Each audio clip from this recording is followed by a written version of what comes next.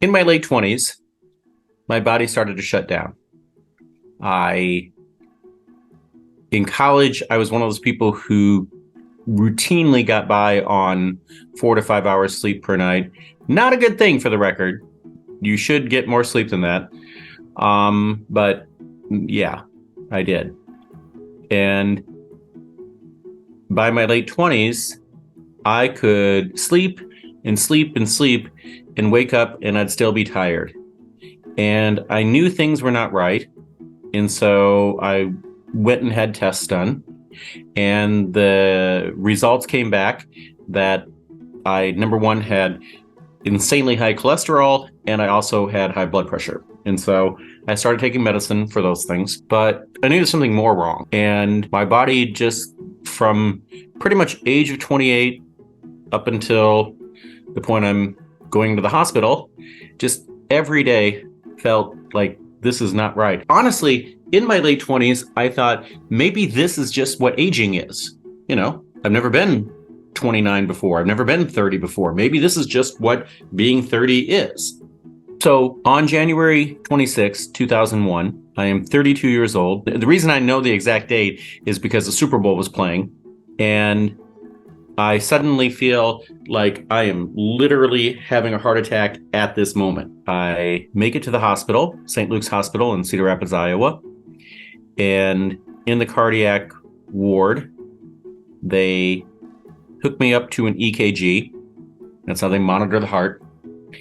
And they initially said, let's do a stress test. And that's where you walk on a treadmill and they see how your heart responds as you do some physical activity. I wasn't even on the treadmill for a minute. And the guy running the machine's like, stop, stop, stop, stop. Because I was showing signs of having a heart attack right there. And so at that point, I start to cry because I have really bad insurance. And if you want to know one thing about America that you really should know, America is the country with the best healthcare in the world. My country takes no backseat to any other country when it comes to ability to provide good healthcare. But may God help you if you actually need to use it, because the number one cause for bankruptcy in America is medical debt. So I say to the guy, I'm like, my health insurance is not going to cover this. I'm screwed. He relays that on to the doctor. And so the doctor, I never met him, but he stood outside the door of the room I was in, and he said he needs to get to the University of Iowa immediately. If he doesn't, he could be dead within hours. I'm not going to go into the room because if I go into the room, I have to bill him. But he said this very loudly outside the room. So thank you. I don't even know what doctor it was. Whoever you are, thank you very much.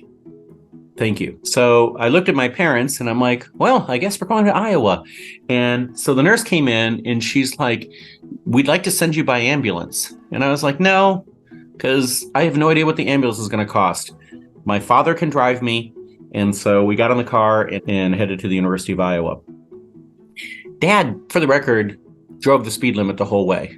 And I was like, when Mom got really sick once, I was willing to violate the speed limit because I knew if I got pulled over, I have somebody with me that I'm like, she should have gone by ambulance. But yeah. And so anyhow, but no, my father was like, I'm not going to risk a speeding ticket while getting my son to a cardiac ward. As I've said many times, my father and I had issues. And it's a good thing that before Dad died, we worked it out between us and all was good. But on that day, Dad was not one of my favorite people in the world.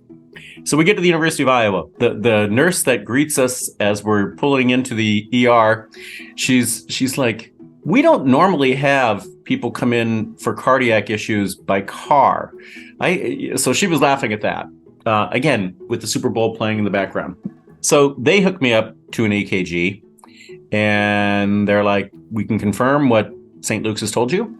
And you need to have a catheterization done immediately. And so the catheterization is where they cut a hole in your upper thigh and they snake a coat hanger up to your heart and they release some dye to see if there's any blockages of the blood vessels that supply blood to the heart.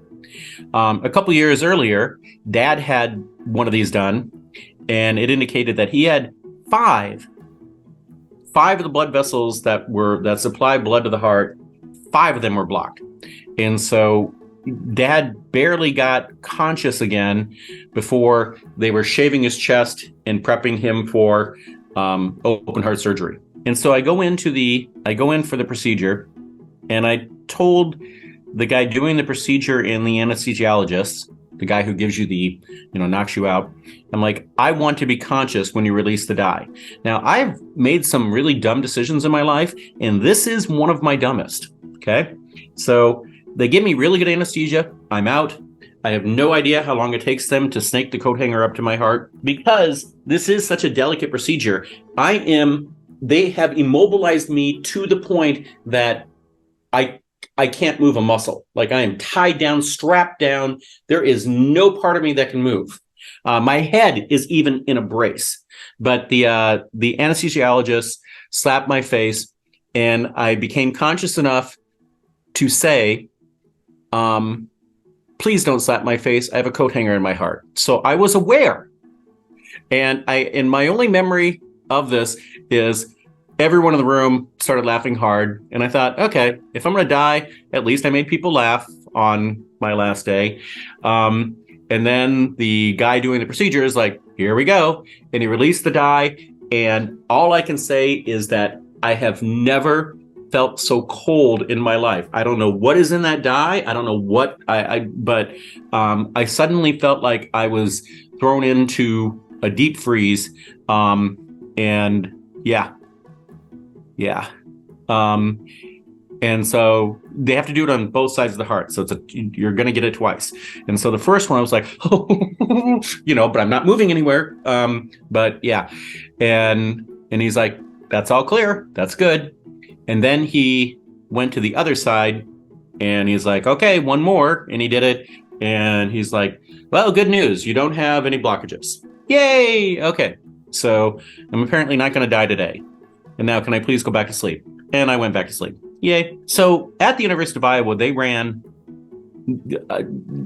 literally, it's not quite 100, but it is close to 100 tests on me.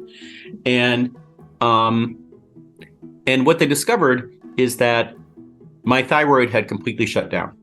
So the thyroid is this thing that's located right here, and it pretty much regulates everything else in the body. So if you don't have a working thyroid, you're screwed, and you will die, to be clear. Because my thyroid is shut down, it was just screwing up everything. And there's one test for the thyroid where normal is a range of 1 to 5. And if you're above 5, they're probably going to put you on medicine. If you're above 10, you are definitely going on medicine. My reading, 480. The doctor who came in to show me this test, she's like, I don't know how you wake up in the morning, because most people slip into a coma long before they ever reach this level. She's like, I have never seen 480 on this test. And we ran it twice because we were like, this just can't be true. But yeah. So they immediately put me on thyroid medicine. Not a high enough level at the beginning, for the record. And I started feeling better, like unbelievably fast. Like within weeks, I'm like, oh my God, 32 does not feel like you should die. 32 isn't that bad. I think about my doctor back in Benton, Iowa, that back in my hometown, when he found out what it was, he apologized. When he found out what was really happening to me, because I've been going to him for years, and I'm like, something's not right here. And this one simple test on the thyroid, he never gave me, because the biggest indicator that someone is hypothyroid, the biggest indicator that your thyroid is shut down, is that you gain weight. And I hadn't gained weight. The reason I hadn't gained weight is that I just didn't eat. I would go to bed at night and I would think to myself, did I eat anything today? No, I haven't. And because my thyroid is shut down, I'd immediately, and I'm asleep. which is remarkable in itself because I am an insomniac. So my doctor apologized. He's like, I just didn't think to test thyroid because he's like, you were missing that one thing. But so I have no anger towards him. And by the way, it's now turned out that I think everyone in my family now is on lower doses than me, but we're all on thyroid replacement medicine. A lot of people will do anything they can to avoid having to take medicine every day. I'm not one of those people. I'm grateful that these drugs exist. The Synthroid that I take to replace what should be coming from my thyroid, that was something that didn't exist 100 years ago. So had I been born 100 years earlier, I would have been dead at the age of 32. That's a fact. And so if somebody tells me I have to take some pills for every day for the rest of my life, I'm okay with that. Yay! Happy I have the opportunity. This past week, my friend Mohammed Salah, for 90 minutes on his birthday, on his 28th birthday, for 90 minutes, he was thinking that he definitely had cancer because the hospital called him and said, the tests show you have cancer. When he actually met with the doctor's like, no, you don't have cancer. Anyhow, he doesn't have cancer. And he was upset about how this kind of ruined his birthday. And I told him, you should be happy. This is the best birthday present you could have ever received. At the age of 28, you faced your own mortality. No offense to all of you people in your 20s.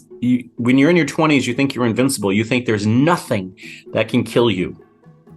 And so for your 28th birthday, you had to think about, what if I do die?